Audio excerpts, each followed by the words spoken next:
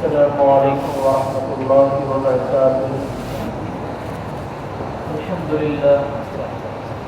الحمد لله الذي وحده، والصلاة والسلام على سيدنا محمد من لا نبي بعده، وعلى آله سفينة النجاة، وأصحابه نجوم الهدى، ومن تبعهم بإحسان إلى يوم النهار.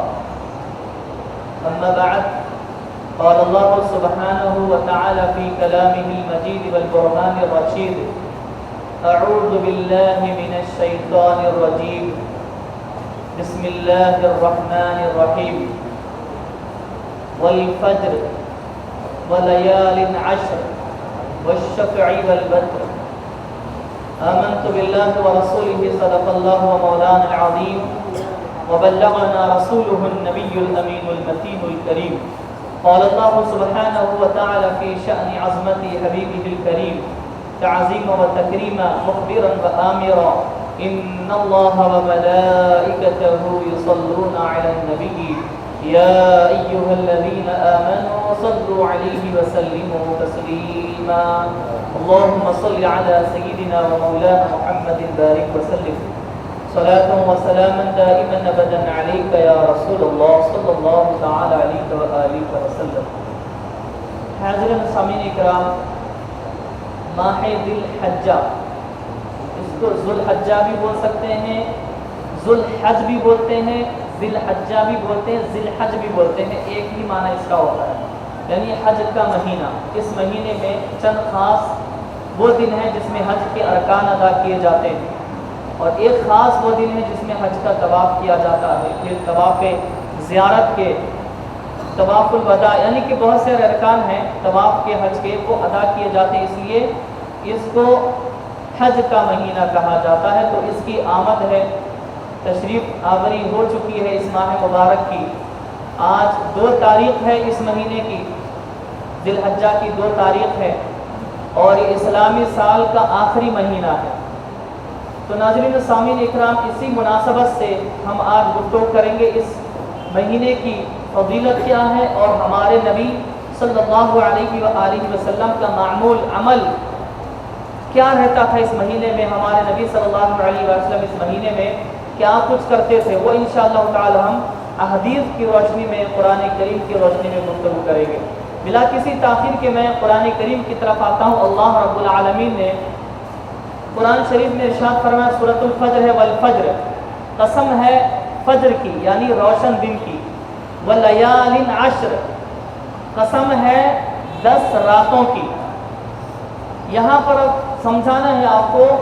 اب میں جو ہے کچھ چیزوں کو چھوڑ رہا ہوں یہاں پہ، والفجر اس کو چھوڑ رہا ہوں کیونکہ یہ میرا آج کا ٹاپک نہیں ہے. میں لوں گا یہاں پہ ولیال عشر، قسم ہے 10 مقدس راتوں کی، اس کو میں لوں گا.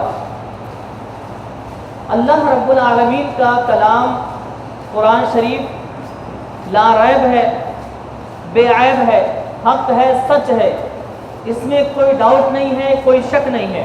اور جو ڈاؤٹ کرے گا، جو شک کرے گا، وہ مرتد ہو جائے گا، اسلام سے نکل جائے گا. تو جب اللہ کا کلام سچا ہے، اس میں کوئی شک نہیں ہے، ذالک الکتاب لا ریب فیہ، جس کی شان ہے، عظمت ہے، جس کی یہ پہچان ہے، ذالک الکتاب لا ریب فیہ. اللہ نے فرمایا سورۃ البقرہ کی آیت میں کہ یہ وہ کتاب ہے جس میں کوئی ریب نہیں ہے، کوئی شک کی گنجائش نہیں ہے. تو پھر اللہ تعالیٰ کو قسم کھانے کی ضرورت کیوں پڑی؟ بھئی اللہ تعالیٰ ایسے ہی فرما دیتا نا، قسم کیوں کھایا جب اللہ کا سارا کلام. قسم ہم کیوں کھاتے ہیں؟ قسم کیوں کھاتے ہیں بتائیے. آپ لوگ سب جانتے ہیں کہ کوئی بات آپ بول دیے، بھائی میں قسم کھاتا ہوں اللہ تعالیٰ کی، اللہ کی ذات کی قسم، اللہ کی عزت و جلال کی قسم، میں اللہ کے کلام کی قسم کھاتا ہوں، اللہ کی شان و عظمت کی قسم کھاتا ہوں. آپ اپنی کوئی بات کو ثابت کرنا چاہتے ہیں تو آپ قسم کھاتے ہیں. کوئی بات کو آپ کی یقین نہیں کرتا ہے، یقین نہیں کرے گا تو آپ اس کو جو ہے قسم کھائیں گے، کیونکہ انسان ہے، جھوٹ بھی بول سکتا ہے، سچ بھی بول سکتا ہے. انسان کے اندر عیب ہے، انسان کے اندر شک ہے، لا ریب انسان نہیں ہے. ہم کسی کو لا ریب نہیں بول سکتے. احادیث میں بھی شک کیا جا سکتا ہے، کچھ حدیثیں سچی بھی ہوتی ہیں، کچھ حدیثیں جھوٹی بھی ہوتی ہے. ऑथेंटिक हदीस भी होती हैं, फैब्रिकेटेड भी कुछ हदीसें होती हैं, जिसको ज़ईफ़, मौज़ू, मुरसल, गरीब, हसन, हसन लिगैरिही, सही और मुतवातिर इन नामों से हदीस को याद किया जाता है। तो हदीस में भी शक हो सकता है, रावियों को हदीस बयान करने में शक होता है अल्फाज में, लेकिन कुरान में तो कोई शक नहीं। कोई हदीस को बयान करके कसम खाएगा, कोई अपनी बात को साबित करने के लिए, सच बताने के लिए कसम खाएगा, लेकिन ए अल्लाह तेरा कलाम तो सच्चा है, अल्लाह तेरा फरमान सच्चा है, तूने कसम क्यों खाया? कसम खाने की ज़रूरत अल्लाह को क्यों पड़ी?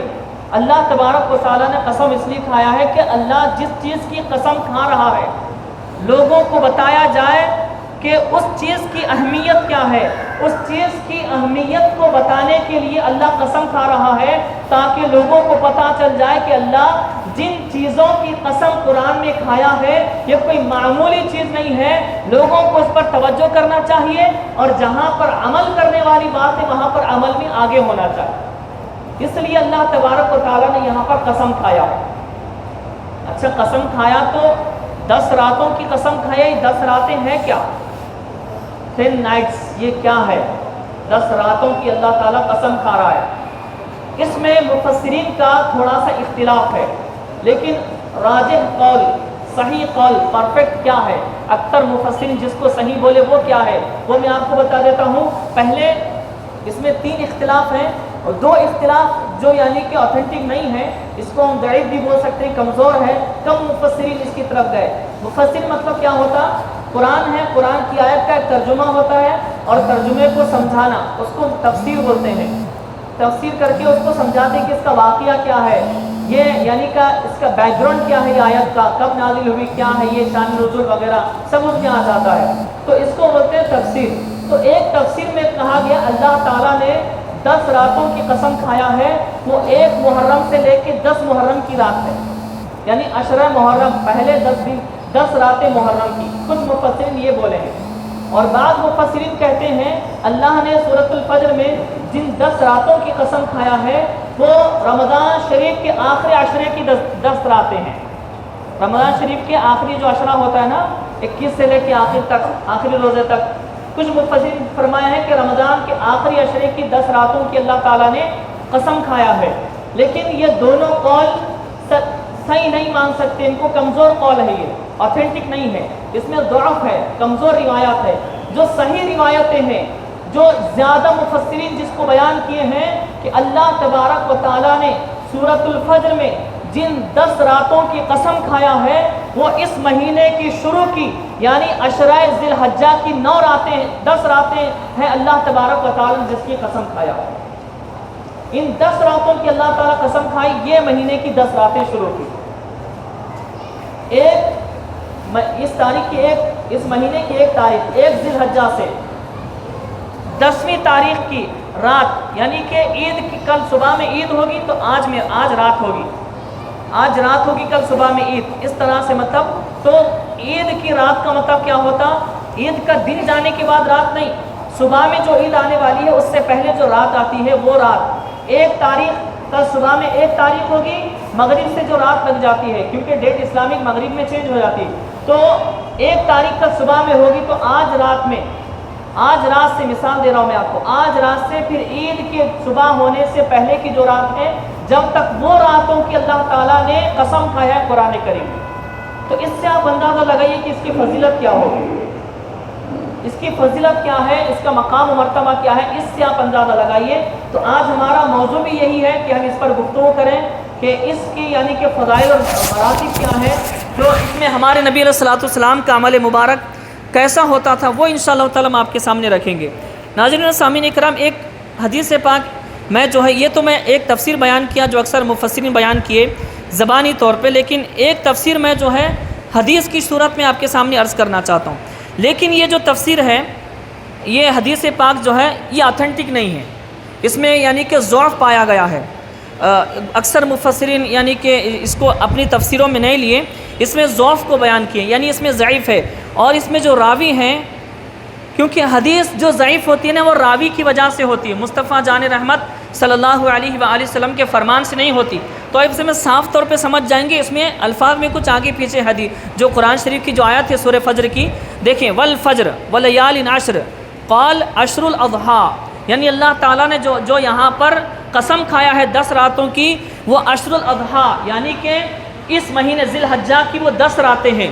اس کے بعد میں والوتر یوم عرفہ، یعنی وتر کا مطلب کیا ہے؟ اللہ نے وتر کی قسم کھائی، یوم عرفہ کی اللہ نے قسم کھایا، 9 تاریخ جو ہوتی ہے اس مہینے کی 9 تاریخ اللہ تعالیٰ نے اس کی بھی قسم کھائی۔ والشفع یوم النحر، اللہ تعالیٰ شفع یعنی کہ جف کہتے ہیں اس کو، جف جو ترجمہ کیا جاتا ہے، جف کا مطلب آتا ہے کسی چیز کو جوڑنا، کسی کو دو کر دینا۔ تو اللہ تبارک و تعالیٰ نے یوم النحر جو قربانی کا جو دن ہے 10 ذی الحجہ کا، اللہ تبارک و تعالیٰ نے اس کی بھی قسم کھائی ہے۔ تو یہ حدیث میں یعنی کہ اتنا آتھینٹک ہم کو جو ہے پیغام نہیں ملتا۔ اب ہمارے نبی صلی اللہ علیہ وسلم کا عمل کیا ہوتا ہے اس مہینے میں؟ اس مہینے کی ان 10 دنوں میں ہمارے نبی علیہ الصلوۃ والسلام کیا کرتے تھے وہ میں آپ کو عرض کرتا ہوں۔ کان رسول اللہ صلی اللہ علیہ وسلم یصوم 9 ذی الحجہ تھی کہ حضور پاک صلی اللہ علیہ وسلم اس مہینے کے شروع میں 9 دن مکمل روزے رہا کرتے تھے، 1 تاریخ سے لے کے 9 ذی الحجہ تک۔ 10 تاریخ کو عید ہوتی ہے، عید کے دن تو روزہ حرام ہے، عید کے دن روزہ نہیں ہوتا، نہ عید الفطر کے دن روزہ ہوتا ہے نہ عید الاضحیٰ کے دن روزہ ہوتا۔ عیدوں کے دن روزہ رکھنا یہ حرام ہے، ناجائز ہے، رکھنا منع کیا گیا ہے، صحیح بخاری کی حدیث میں یہ موجود ہے۔ تو ہمارے نبی علیہ الصلوۃ والسلام یہ 9 دنوں میں مکمل ہر سال روزے رکھا کرتے تھے۔ اس کے بعد میں ویوم عاشوراء، اور عاشوراء کا ایک روزہ رکھا کرتے تھے، وثلاثۃ ایام من کل شہر، اور ہر مہینے کے 3 دن روزہ رہتے تھے جس کو ایام بیض کہا جاتا ہے۔ ایام بیض کے 3 روزے مطلب ہر مہینے کے کون سے؟ 13، 14، 15، 13، 14، 15 اسلامک ڈیٹ کے یہ 3 دن ہمارے نبی علیہ الصلوۃ والسلام روزہ رکھا کرتے تھے۔ اس کے بعد میں اول اثنین من الشہر والخمیس، اور ہر مہینے کی پہلی پیر کو اور جمعرات کو ہمارے نبی صلی اللہ علیہ وسلم روزہ رکھا کرتے تھے۔ یہ مہینے میں ہمارے نبی کا عمل کیا ہوتا تھا آپ حضرات اس سے اندازہ لگا لیے۔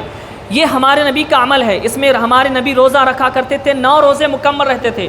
اب 2 دن تو چلے گئے، لیکن آپ اگر روزہ رہنا چاہتے ہیں تو آپ کل سے بھی 9 تاریخ تک روزہ رہ سکتے ہیں، عید کے 1 دن پہلے تک بھی روزہ رہ سکتے ہیں۔ اگر آپ اتنے دن روزہ نہیں رکھ سکتے تو کم سے کم 2 روزے آپ رکھیں، چاند کی یعنی اسلامک ڈیٹ کی 8ویں تاریخ کو اور 9 تاریخ کو، یوم عرفہ کا روزہ جس کو کہا جاتا ہے، 9 تاریخ کا یوم عرفہ کا روزہ۔ صحیح مسلم شریف کی حدیث میں بیان کیا گیا ہے جو عرفہ کا روزہ رکھتے ہیں اللہ تعالیٰ ان کے 1 سال پچھلے اور 1 سال آنے والے گناہوں کو معاف فرما دیتا ہے۔ یوم عرفہ کی فضیلت ہے۔ اس کے بعد میں ان دنوں میں ہم جو عمل کرتے ہیں، جو یعنی ذی الحجہ کے جو ابتدائی دن ہے، پھر ایام تشریق ہیں، اس میں جو عمل کیا جاتا ہے اس کے تعلق سے حدیث میں بیان کیا جاتا ہے۔ سنن الترمذی کی حدیث ہے، عن ابن عباس رضی اللہ عنہ قال قال رسول اللہ صلی اللہ علیہ وسلم ما من ایام العمل الصالح فیہن احب الی اللہ من هذه الايام الشعر، کہ ان 10 دنوں میں یعنی ذی الحجہ کے ان 10 دنوں میں جو بھی عمل کرتے ہیں اس میں اللہ تبارک و تعالیٰ کو ان دنوں میں عمل کیے جانے والے جو اعمال ہیں اللہ کو ان سے زیادہ کوئی اور عمل پسند نہیں ہے۔ ان دنوں سے زیادہ کوئی اور دن میں اللہ تعالیٰ کو عمل پسند نہیں، جتنا زیادہ اللہ تعالیٰ کو ان دنوں میں عمل پسند ہے۔ اب اس کے بعد میں کیا ہوا، صحابہ سوال کر لیے، فقالوا یا رسول اللہ صلی اللہ علیہ وسلم ولل جہاد فی سبیل اللہ، کہ اللہ کی راہ میں جہاد کرنا بھی یہ بڑا نہیں ہے؟ یعنی اس دن میں نہیں، عام دنوں میں جب اللہ کی راہ میں جہاد کریں گے، دشمنوں سے لڑیں گے، ہم اسلام کے خاطر اسلام کا ڈیفینڈ کریں گے، دشمنوں سے لڑیں گے، کفار و مشرکین سے، کیا وہ بھی عمل بڑا نہیں ہے؟ ہمارے نبی علیہ الصلوۃ والسلام واضح طور پر فرما دیے، فقال رسول اللہ صلی اللہ علیہ وسلم وللجہاد فی سبیل اللہ، ہاں اللہ کی راہ میں جہاد کرنا بھی اتنا بڑا نہیں ہے جتنا ان 10 دنوں میں عمل کرنا بہتر ہے۔ ان 10 دنوں میں جتنا زیادہ عمل کرنا اللہ کو پسند ہے، اور کوئی عمل اللہ تعالیٰ کو پسند نہیں ہے۔ نیک اعمال سے مراد کیا ہے؟ نیک اعمال ہے نمازیں پڑھنا، ان دنوں میں جو روزے رکھنا ہے وہ روزے رکھنا، صدقہ خیرات کرنا، دوسرے اعمال صالحہ کرنا، جو بھی آپ نیک عمل کرتے ہیں، جو بھی کر سکتے ہیں آپ وہ نیک عمل کریے۔ ان 10 دنوں میں جو عمل آپ کریں گے، ان 10 دنوں سے زیادہ عمل اللہ تعالیٰ کو کیا اور زیادہ پسند نہیں ہے۔ دیکھو رمضان شریف میں ہم جو نیک عمل کرتے ہیں اللہ تعالیٰ اس میں ثواب میں اضافہ کرتا ہے، ثواب ہمارا بڑھ جاتا ہے، لیکن یہ جو ذی الحجہ کے 10 دن ہے اور ایام تشریق کے جو دن ہے، اس میں جو عمل آپ کرتے ہیں اس میں عمل کے ثواب میں بھی اضافہ ہوتا ہے اور محبت میں بھی اضافہ ہو جاتا ہے۔ اللہ کی محبت میں اضافہ ہوتا. تو یہ دن جو ہے اللہ سے قریب ہونے کے دن ہے. اس کے بعد میں اور مزید حدیث پاک میں بیان کیا جاتا ہے ان حفصہ قالت رضی اللہ عنہا، ہمارے نبی صلی اللہ علیہ وسلم کی زوجہ ہے، وائف ہیں، فرماتی حضرت حفصہ رضی اللہ عنہا کیا فرماتی ہیں، اربعۃ لم یکن یدعوہن رسول اللہ صلی اللہ علیہ وسلم، 4 ایسے عمل ہیں جو ہمارے نبی صلی اللہ علیہ وسلم اپنی زندگی میں کبھی بھی چھوڑے نہیں، کبھی بھی ترک نہیں کیے اس کو. 4 ایسے عمل خاص. وہ کیا ہے 4 عمل؟ صیام یوم عاشوراء، عاشوراء کا ایک روزہ، 10 محرم کا روزہ. اس کے بعد میں والعشرہ، اور ذی الحجہ کے عشرے کے روزے، یعنی کہ 9 دن کے روزے، پورے 10 دن کے نہیں، 9 دن کے روزے. اس کے بعد میں بیان کیا جاتا ہے وثلاثۃ ایام من کل شہر، پھر ایام بیس کے 3 روزے، والرکعتین قبل الغداۃ، اور فجر کی 2 فرض سے پہلے کی 2 سنتیں. یہ ہمارے نبی علیہ الصلوۃ والسلام اپنی زندگی میں اس کو کبھی بھی نہیں چھوڑے. تو اس میں کیا ہم کو بھی چاہیے کہ اس پر عمل کریں. ایک آخری حدیث ہے، اس کے بعد میں اپنی بات ختم. عن ابن عمر عن النبی صلی اللہ علیہ وآلہ وسلم قال، حضرت عبداللہ بن عمر رضی اللہ تعالیٰ عنہما خلیفہ دوم کے بیٹے ہیں حضرت عبداللہ رضی اللہ عنہ، ان سے روایت ہے اللہ کے نبی علیہ الصلوۃ والسلام فرماتے ہیں ما من ایام اعظم عند اللہ ولا احب الیہ من العمل فیہن من هذه الایام، کہ ان دنوں سے عظیم دن اور ان دنوں میں عمل کیے جانے والے اعمال اللہ تعالیٰ کے نزدیک سب سے زیادہ بہتر ہیں، اس سے بہتر اور کوئی دن نہیں ہے، اور یہ 10 دن سب سے عظیم دن ہے، ان سے بڑے کوئی اور دن نہیں ہے. اللہ اکبر، یعنی کتنی فضیلت ہے. اب مزید اس کے بعد فرماتے ہیں، کیا فرمایا علیہ الصلوۃ والسلام نے؟ فرماتے ہیں فاکثروا فیہن من التحلیل، اس مہینے میں تم تحلیل کرو. تحلیل کا مطلب کیا ہے؟ لا الہ الا اللہ، لا الہ الا اللہ، یہ تحلیل کرنے کا. اس کے بعد فرماتے ہیں والتکبیر، اللہ اکبر، یہ پڑھنا اس مہینے میں زیادہ سے زیادہ. پھر اس کے بعد میں فرماتے ہیں والتحمید، اور اس تم کیا کرنا؟ والحمدللہ، یہ ہے تکبیر. اب ہم تکبیر میں پڑھتے ہیں نا، ایام تشریق میں پڑھتے ہیں، ایام تشریق میں پڑھتے ہیں اللہ اکبر لا الہ الا اللہ واللہ اکبر وللہ الحمد، یہ ایام تشریق میں ہم پڑھتے ہیں. لیکن یہ صرف ایام تشریق میں ہی نہیں، بلکہ اس مہینے کے شروع سے لے کے ایام تشریق تک، بلکہ اس مہینے کے پورے ختم ہونے تک اس کو پڑھنا یہ ہمارے نبی پاک علیہ الصلوۃ والسلام کی سنت ہے. ایام تشریق میں پڑھنا تو واجب ہے، ایام تشریق میں اس کو آپ پڑھیں گے یہ واجب ہے، لیکن اس پورے مہینے میں پڑھنا یہ ہمارے نبی صلی اللہ علیہ وسلم کی سنت ہے. اللہ اکبر لا الہ الا اللہ واللہ اکبر وللہ الحمد. اس کو جو ہے آپ باآواز بلند پڑھیں گے، کیونکہ تکبیر، یہ تحلیل، یہ تمہید، یہ تحمید باآواز بلند پڑھنے ہی والی، اس کا ثواب بہت زیادہ ہے. تو آپ کوشش کریں اس مہینے میں زیادہ سے زیادہ روزے رکھیں اور نیک اعمال زیادہ سے زیادہ کرنے کی کوشش کریں. یہ اللہ تعالیٰ کو اس مہینے میں نیک اعمال جو بھی آپ کرتے ہیں بہت زیادہ پسند ہے. اللہ تعالیٰ کی بارگاہ میں دعا ہے کہ مولا ہم سب کو نیک اعمال کرنے کی توفیق عطا فرمائے، جو کہاں سنا گیا اس پر عمل کرنے کی توفیق عطا فرما. آمین ثم آمین بجاہ نبی سید المرسلین طٰہٰ و یاسین. وآخر دعوانا ان الحمد للہ رب العالمین.